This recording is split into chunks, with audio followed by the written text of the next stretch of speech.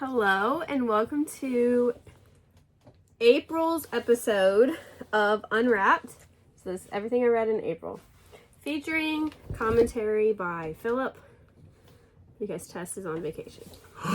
What? How dare her leave me. So I win. We brought in the cute one. So I won this month, okay? With 10 books. For the record, I read a lot of these also in April. So he's going to give commentary. It may or may not be needed. Oh, it's absolutely not needed. FYI. So we're going to go smallest to largest. So short compared to you. You're slouching. Oh, so it is? See? Yeah, that was it. Okay. First up, Crimes by K. Wroten. That doesn't sound right. Wroten? Yeah, Wroten? Wroten. Darn Rotens. This was a find at a used bookstore. And it was short, but very... Sweet. Oh, look, my receipt's still in here. Wow. It even has a sticker from the publisher inside. That's cool. From the used bookstore. I got it from Riverbee Books for $6. Where was that at? It was on our Fredericksburg. On our excursion that one day. Gotcha. Okay. Anyways. Yeah, looks awesome. It was very interesting because I kind of had to go back and reread the beginning after I finished. Because I'm like, what just happened? But I'm just going to read from the back of the book because it sums it up perfectly. Crimes confront selfish desire, intimacy, loss, and the unconventional ways in which we try to find a connection in others. So there was a lot of longing for sure, and you could like feel it. I wish it was in color, but that's just a personal preference. Looking at that, it gives me a lot of like Blue Monday vibes, like the drawing. Not the front cover, but the inside. So it's like I expect to see like a lot of blues and yellows and stuff Their inside. other But book is in color, and I was expecting this color palette.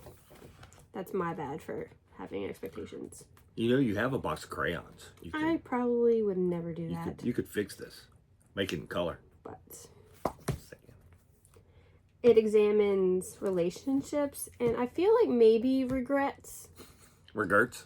It was interesting.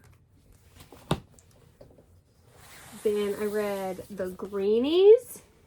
Is that those things you give dogs for their teeth? Yes. It's written by Emma Miles and illustrated by Sarah Nicole Kennedy. This was my Earth Day pickup because this group, they get detention and their punishment is they have to do the Enviro Club at lunch. So it's kind of got Breakfast Club vibes, but they're like in middle school. Our main character here, Violet, is at a new school, and the only person she knows is her cousin, this crazy kid. And then this girl here is the leader of the Enviro Club, but no one else joins, so they're basically formed the club just from them having detention. And they get detention for having a party under the bleachers. I mean, fair. That was really fun. Fair. I mean, have you looked under your bleachers lately? Okay. You don't want to. There you go. There's your Their answer. bleachers look clean though, but they are having a party. Sure. But I like that Violet's making new friends, and they actually do start to care about the environment, so that was important. And they actually start to like each other. Ooh, so weird. Yeah, exactly. They didn't really want to be in the club, obviously, because they were forced to, but I mean, I don't blame them. it was really cute. Have to deal with people and stuff. Seems like a bad thing. Until We Meet Again by Lily Kim Chen. Ken? Oh my god. This was a graphic memoir. I was not expecting that, but Lily, her parents are going through rough times and they move around a lot. Her mom has, you could relate to this, some mental health issues that are unresolved. And No, my mother's mental health situation is resolved. not when you were a kid. Oh, yeah, no, not when I was a kid. No. I wish that would have been explored a little bit further. It was more about just her moving around. And she briefly talks about her own mental health struggles towards the end. But again, it kind of just ends there. The art, however, is gorgeous. Like, just amazing. I just wanted more from this one. Maybe we should do the second one. Maybe. She's still young. She's got time to write more of her story. I'll take that. Thank you very much. Now, here we're going to get into the Philip commentary. Okay? You ready? Mullet Man. Oh my god. Oh, wait. No. Well, I mean, it is, but keep going. So, I am starting over with Nightwing, and I'm starting from the very beginning. So, I read the first volume of the first solo series of Nightwing. And also Alfred, there's an Alfred story in here, which was probably my favorite part of this book. But anyways, Nightwing Ties That Bind by Dennis O'Neil. So, the Alfred story, what is it called? Alfred's Return? Yeah, I think so. So, Alfred goes back to the UK and finds his long-lost love. And you learn a lot about Alfred, I think. Alfred was a badass. Alfred is a badass, but Dick shows up and he's like, hey man, what's going on? And then we go into Nightwing's solo series. It's first ever. And it's... AKA Mullet Man. He has nice, long, flowing hair. I guess it's not a mullet. It is... He just has nice, long, flowing hair. But in the picture here, it looks very short in the front. Yeah, but it's not really. It looks like a rat tail. It's... The picture's there of when he's got to like it tied back. It's but like he's... This was fine. Here, let me show you his hair. I think one of the biggest complaints on this series ever is like he was drawn like Batman. He really is. He's not a teenager. Like he looks like a grown man, right? With hairy muscles. I think that was the problem with a lot of people had is like because Dick Grayson is not the size of Batman. No, he's very lean. he's like he's built more like my body type, not not Batman body type. But this, so how old was he when he stopped being Robin? He was a Teen Titan, so was he still a teenager? Was it a Teen Titan or just a Titan? I don't know. I think it was a Titan. I think they had already changed the title. But either way, he's a young adult, okay? Oh, sure, yeah. He couldn't have been more. He doesn't look like a young adult here. No. I'm saying. Once again.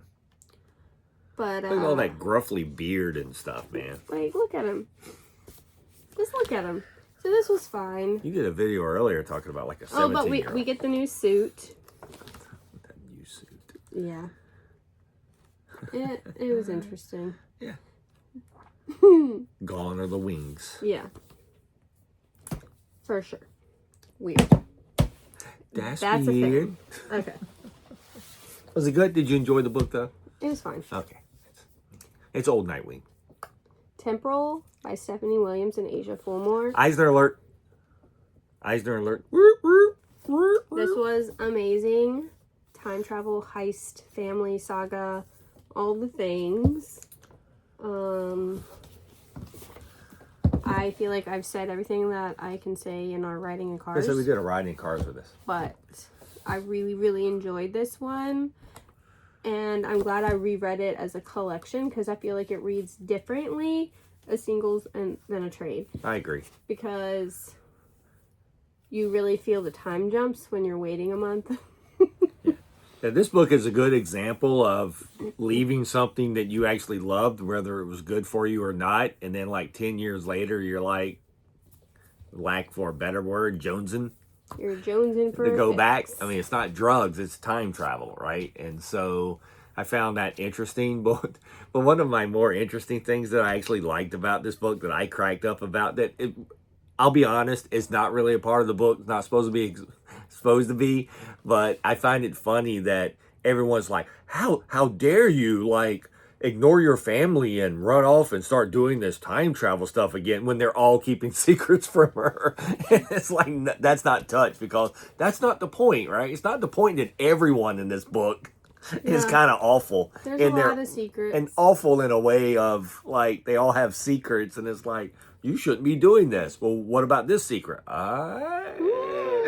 It just makes me laugh. I enjoyed the book, though. I loved it. I did. I enjoyed the book. And it deserves an Eisner for the writing. I did. It was good. It was a good fun jaunt. Volume 1 of Minor Arcana by Jeff Lemire. Now, this book I love. Small town psychic. Well, Teresa comes back home to stay with her mom because she's sick, and her mom is a psychic. And then she starts doing the readings for her mom, and when she does the readings, she's like, she doesn't just see them, she's like living them. Yeah. Living the visions, and you really need to keep reading this series. There's so much more that's going to happen. Yeah, I think this is one of those that, like, the psychic ability skips a generation, because I think her grandmother was a psychic, and then her mom took over, but her mom's more of a con artist. She can read people, but she can't actually see. Yeah, she can, like, but that's the vibe you get from her. her. She can actually see. She can, like, look at people and understand what they want to hear, whatever, and figure it out. That's what psychics do. Well, I understand that, but in this book, though, the main character actually is psychic. Like, she goes into these people's, like, I guess not dreams, but it feels like dreams. It feels like it, but like because of Lemire's art style. But she talked to the dead. So, and there's also some unresolved relationship issues that I'm gonna have to read more to find out where that's going. Yeah, that was pretty good. There was a good conversation there. I'm saving this one for last because it was my favorite. Okay. It was by far. There's a lot. I read so many good things this week. Actually, this whole stack you got here is really good. Okay. Helen of Wyndhorn by Tom King and Bilquis Ively was amazing fantasy. Story within a story. Tess has talked about this in our videos before.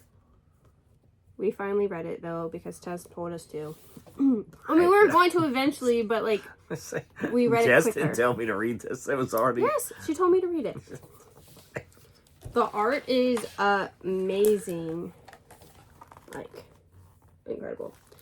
I love the fantasy world and how it feels like you're literally traveling to Narnia through the woods to this fantasy world.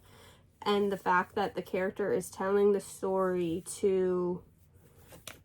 Many people are telling the story, however. Yeah. It's really good. It's a great fantasy book. But it's really, truly about storytelling. Yep. The art is wonderful in it. It's beautiful. The storytelling is great. It's by the same team who did Supergirl, Woman of Tomorrow. Which I'm reading next month. So, next. Stay tuned for... Yeah. Mm-hmm. I finally read Pretty Guardians Sailor Moon Volume 1. This, you just get introduced into the first 4 Sailor Scouts. You know, Sailor Moon, Sailor Jupiter, Sailor Mars, and Sailor Venus? Neptune? No, not Sailor Venus. Mercury. I was just naming all the planets. Venus is the one you haven't met yet. Okay. Which is the original. And then Luna. Well, yeah, the cat. The cat. Luna's my favorite character. I love her so much. You mean the smart one? Mm-hmm. When she gets her little Band-Aid ripped off and she can see all. Yeah. I don't really know what there is to say about Sailor Moon that hasn't been said before, but I enjoyed this. Yeah, that's the only thing you got to say in this instance. Did you enjoy it? Yeah. I love Sailor Moon. Everything I knew about Sailor Moon, I knew from the musical, so this was new for me. I did drag her to Pittsburgh to the musical. And this was all new for me. I love Sailor Moon. I have a little Sailor Moon shrine right over there. Can't see it. You can't see it. I'm just pointing. This was my least favorite book of the month, and then I'm going to go into my favorite book of the month. Okay? This book was fine. No one asked you. Okay. This is my video. Sure. I'm just kidding. Goes Like This by Jordan Crane is a collection of art and short stories that are not really connected in any way, except for they're weird. They're a slice of life. Human experience. Yeah. But my favorite were things like this. With the pictures that just tell a story. I think my favorite thing about this book is that each story is printed on a different type of paper. There's so many different mediums. And so the way the book had to be put together was like without a spine. So it was handled so well. Zombie apocalypse story. Yeah, it's like... Yeah. So it's pretty great. It's just... The art was awesome. The art was amazing. The art was great, but most of the comics were in black and white. Right. As I say. The motorcycle story was good. The space one. The space one was... Wow. The one where the wife was cheating on the husband was also really good. Yeah, just there's slice of life. Slice of life and or space. Cowboys. Sure. There's a lot in this book. It's a lot to unpack. There's a lot to unpack. It is very much so. And then, my favorite of the month. Ready? Dun, dun, dun, dun. Dun, dun, dun. Batman Dark Patterns. This is written by Dan Waters. It is. Dan Waters. Art by Hayden Sherman. It is. Just look at it. Eisner alert. His Band-Aids. Wasn't Sherman up for artist? Oh, you're right, but it was for Absolute Wonder Woman. He was still up for... Well, I think they do it kind of like the writer. He was still up for best artist of the year, so it was this and... I love the glowing Band-Aids. Okay, so this is 12 issues, but there's 4 stories. And it's like classic Batman, early Batman, detective, street level stories. Right. His superpowers, once again, is money and intelligence. Yes. So, you can read each of the 4 stories, or read the whole thing. Or hear me out. Wonderful sleuthing skills. You get the classic villains, and the art is just... The art's phenomenal. Amazing. But if you ever want to read just such a good Batman story, this is it. If you want to read what Batman is actually about, like, this is a perfect story. Yeah. My favorite Batman story of all time is Long Halloween. This is probably number 2 now. This beats Long Halloween for me. It's not going to beat Long Halloween. It's hard to beat Long Halloween. Well, I think my Long Halloween favoritism is jaded by Dark Victory because it's basically the same book. Ignore Dark Victory, though. Dark Victory came afterwards. Long Halloween is by far the best. This is a close second, though. But you just get Batman for Batman. And it's not the villains that everyone knows, but it's still classic villains. Yeah, like, you're like, oh, that's totally a Batman villain. Yes. Like Scarface. Yeah. And stuff. Yeah, there's... And it's psychological. Like, yeah. It's very, very, very good. And I love how it ends. Yeah. The book's great. I love the book. It's my favorite Batman book that I've read in a very, very long time. Yeah, so, out of everything I read this month, was this your favorite too? Oh, absolutely. Absolutely was my favorite, by far. My close second would be Helen of Wyndhorn and Temporal, because I read a lot of really good things this month. Yeah. I would say that this is probably the first, Helen is probably second, and Minor Arcana is third. That's second, that's third for me. This would be mine. Yeah. Second, third. But like, yeah, I read Sailor Moon a long time ago. Sailor Moon is always great. This was amazing. Those were fine. Fine. So fine. Earthquake. Now it's crooked. It was crooked. Anyways. There we go. That's what I read in April. I miss Tess. I'm a poor substitute for Tess. Yeah. I'm a poor man's Tess. You're a poor man's Tess. It's not the same. Because you didn't show what you read. I read these. You showed. Well, you did read most of these the same month as me. Yes. Well, Helen and Wyndhorn I reread. Temporal I read. You read this before. Yes, but I reread that again. Yeah, I read most of these. You read a lot of these with me. Right, I did. At least 5 of them. Yeah. Half. That's right. half. And the things that I had already, like I'd read Sailor Moon a long time ago, but you know, we reread it for When riding did cars. you read this? Singles? I read that in singles, yes. And you read this in 97? Yeah, I read that. I have not read that since it originally came out, so I am sorry. Oh, man. Okay. So those are... Okay. That goes in my room. Okay. I'm just going to be rambling now. Okay. Okay. Thanks for watching. We'll see you next month. Bye. Maybe Bye. Tess will be back.